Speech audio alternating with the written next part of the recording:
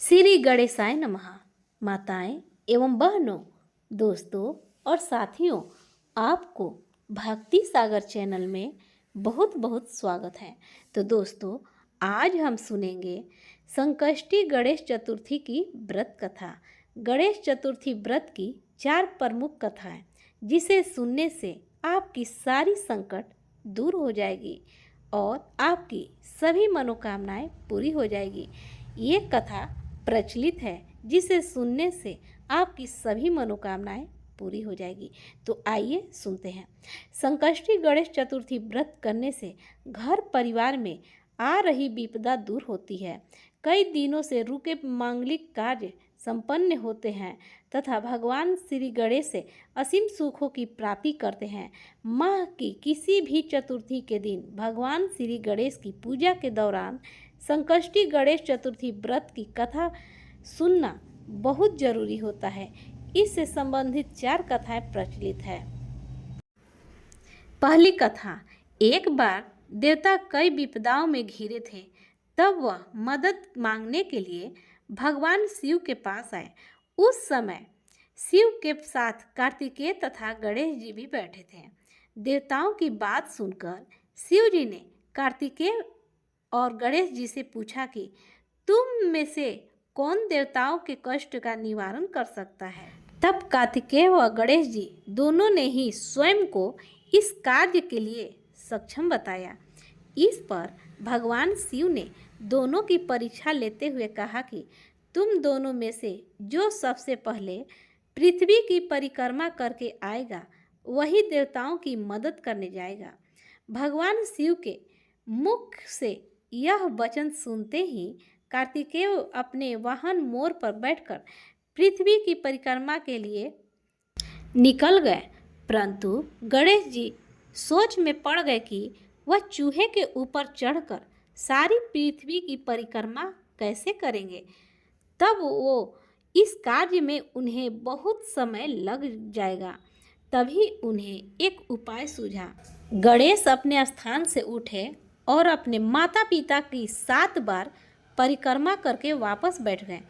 परिक्रमा करके लौटने पर कार्तिकेय स्वयं को विजेता बताने लगे।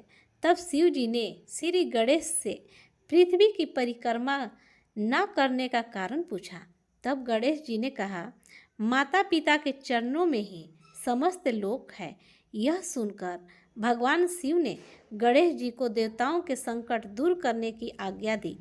इस प्रकार भगवान शिव ने गणेश जी को आशीर्वाद दिया कि चतुर्थी के दिन जो तुम्हारा पूजन करेगा और रात्रि में चंद्रमा को अर्घ्य देगा, उसके तीनों पाप यानी दैहिक ताप, दैविक ताप तथा भौतिक ताप दूर होंगे। इस व्रत को करने से व्रतधारी के सभी तरह के दुख दूर होंगे और उसे जीवन के भौतिक सुखों की प्राप्ति होगी। चारों तरफ से मनुष्य की सुख समृद्धि बढ़ेगी। पुत्र पुत्रादि धन ऐश्वर्य की कमी नहीं रहेगी। गणेश चतुर्थी व्रत की दूसरी कथा। एक समय की बात है, राजा हरिश्चंद्र के राज्य में एक कुम्हार था। वह मिट्टी के बर्तन बनाता, लेकिन वे कच्चे रह जाते थे। एक पुजारी की सलाह पर उसने इस समस्या को दूर करने के लिए एक छोटे बालक को मिट्टी के बर्तनों के साथ आवा में डाल दिया। उस दिन संकष्टी चतुर्थी का दिन था। उस बच्चे की माँ अपने बेटे के लिए परेशान थी। उसने गणेश जी से बेटे की कुशलता की प्रार्थना की। दूसरे दिन जब कुम्हार ने सुबह उठकर देखा तो आवा में उसके बर्तन तो पक गए थे, लेकिन बच्चे की बाल भी बाका नहीं हुआ था। वह डर गया और राजा के दरबार में जाकर सारी घटना बताई। इसके बाद राजा ने उस बच्चे और उसकी माँ को बुलवाया तो माँ ने सभी तरह के विघ्न को दूर करने वाली संकष्टी चतुर्थी का व्रत का वर्णन किया। इस घटना के बाद महिलाएं संतान और परिवार के सौभाग्य के लिए संकट चौथ का व्रत करने लगी। तीसरी कथा। एक समय की बात है कि विष्णु भगवान का विवाह लक्ष्मी जी के साथ निश्चित हो गया। विवाह की तैयारी होने लगी। सभी देवताओं को निमंत्रण भेजे गए, परंतु गणेश जी को निमंत्रण नहीं दिया गया। कारण जो भी रहा हो, अब भगवान विष्णु जी की बारातें जाने की समस्या आ गया। सभी देवता अपनी पत्नियों के साथ विवाह समारोह में आए। उन सब ने देखा कि गणेश जी कहीं दिखाई नहीं दे रहे हैं। तब वे आपस में चर्चा करने लगे कि क्या गणेश जी को नहीं न्योता है या स्वयं गणेश जी ही नहीं आए हैं। सभी को इस बात पर आश्चर्य होने लगा। तभी सबने विचार किया कि विष्णु भगवान से ही इसका कारण पूछा जाए। विष्णु भगवान से पूछने पर उन्होंने कहा कि हमने गणेश जी के पिता भोलेनाथ महादेव को न्योता भेजा है। यदि गणेश जी अपने पिता के साथ आना चाहते हैं तो आ जाते। अलग से न्योता देने की कोई आवश्यकता भी नहीं थी।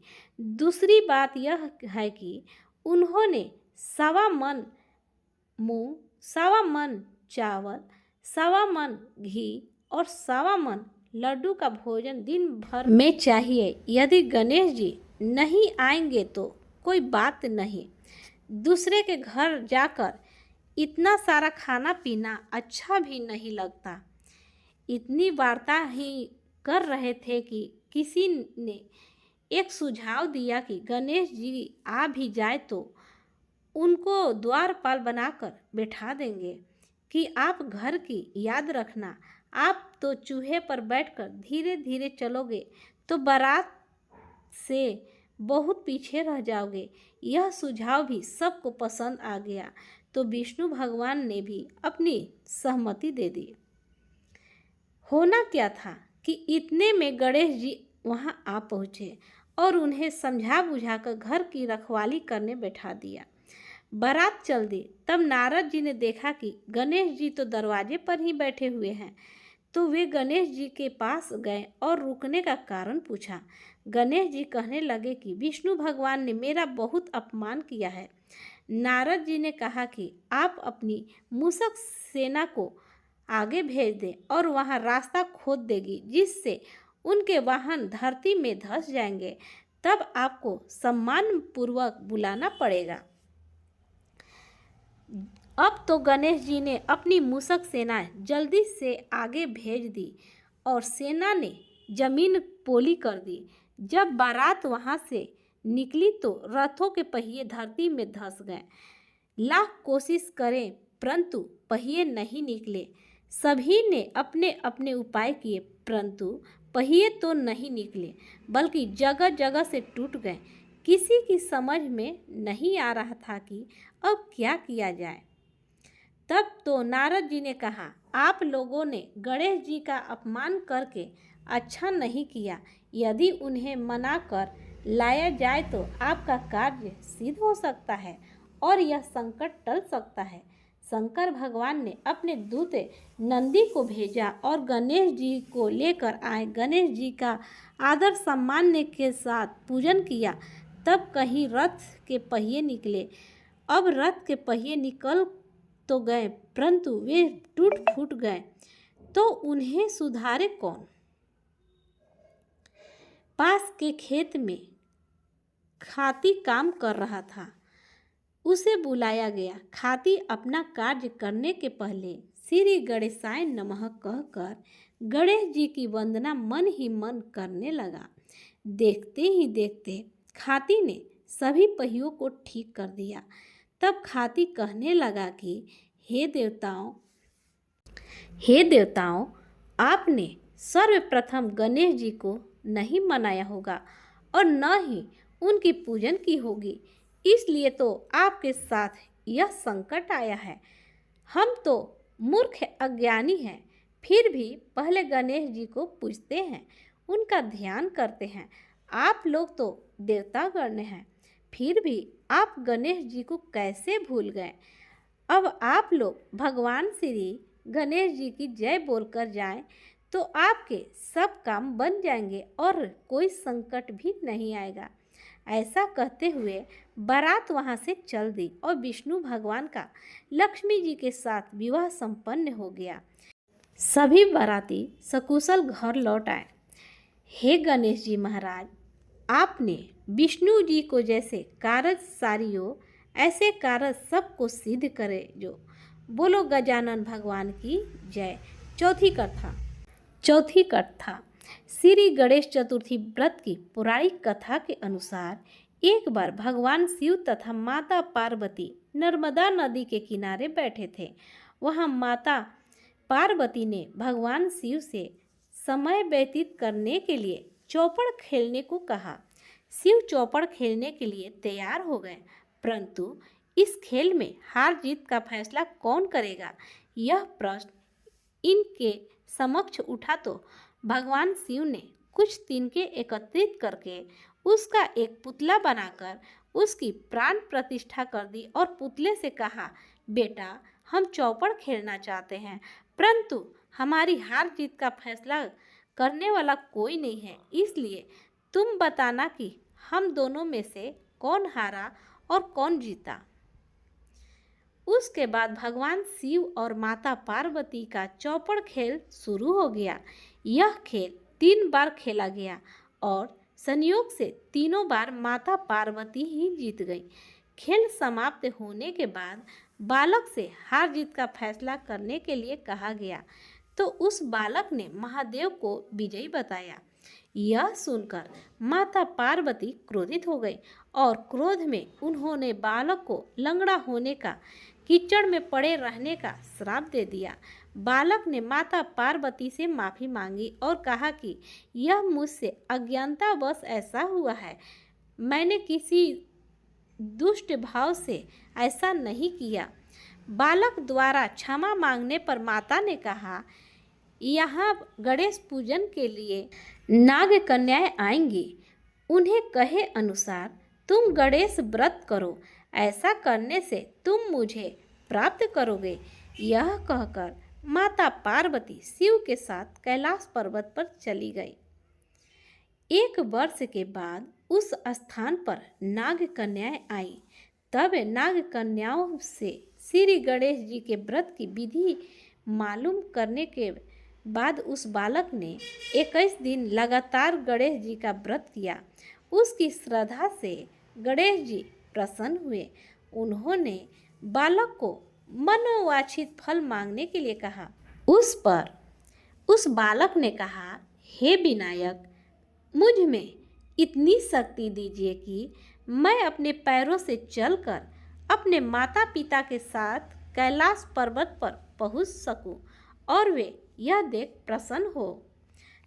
तब बालक को वरदान देकर श्री गणेश भगवान अंतर्ध्यान हो गए।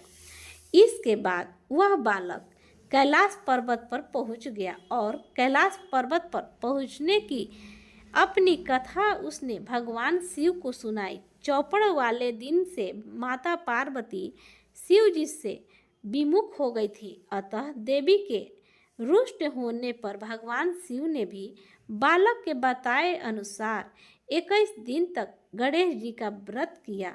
इस व्रत के प्रभाव से माता पार्वती के मन में भगवान शिव के लिए नाराजगी दूर हो गई।